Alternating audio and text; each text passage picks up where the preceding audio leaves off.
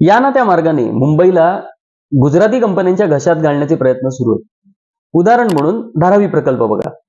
धारावी प्रकल्प आपल्या खास शेटला मिळावा म्हणून कसे प्रयत्न केले गेले, नियम कसे बदलले, या सगळ्यावर आधीच आम्ही एक व्हिडिओ बनवलाय. त्याची लिंक तुम्हाला डिस्क्रिप्शन मध्ये मिळेल. आजच्या व्हिडिओत मुंबई गिळण्याची न संपणारी भूक कशी आहे ते बघा. धारावीची अंदाजे 590 एकर जागा, ज्यात माहीम नेचर पार्क आणि टाटा पॉवरची सुद्धा जागा आहे. धारावीची वस्ती त्यातील 300 एकरवर आहे. म्हणजे फक्त या 300 एकरवर रिडेव्हलपमेंटची गरज आहे.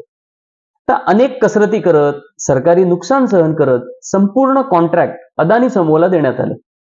ते पुरेसं नव्हतं म्हणून त्यातील नियम बदलत अदानी समूहासाठी ते अधिक आकर्षक आणि प्रॉफिटेबल बनवण्यात आलं. पण भूक कुठे भागते? आता मुंबईमधले 20 मोठे भूखंड घशात घालण्याची हालचाल सुरू आहे.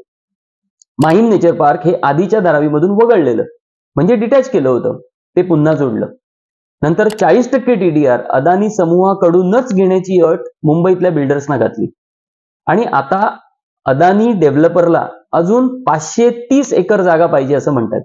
म्हणजे 300 एकरच्या वस्तीचा रिडेव्हलपमेंट प्लॅन आणि जागा पाहिजे 1000 एकर. आहे का असं दुसरे कुठे उदाहरण जगात की एक संपूर्ण शहर निवडकांच्या घशात घालण्याचे प्रयत्न सुरू आहेत? लक्षात घ्या, यामागची कारणे फक्त व्यावसायिक नाहीत, तर मुंबईवर त्यांचा कायमच डोळा होता. भारतरत्न बाबासाहेब आंबेडकरांनी हा डाव ओळखलेला आणि मुंबई ही महाराष्ट्राचीच कशी याबाबत सप्रमाण लिहून मुंबई व महाराष्ट्राची निर्विवादपणे बाजू मांडली होती. आता तरी महाराष्ट्राने आणि विशेषतः मुंबईने जागा होण्याची गरज आहे.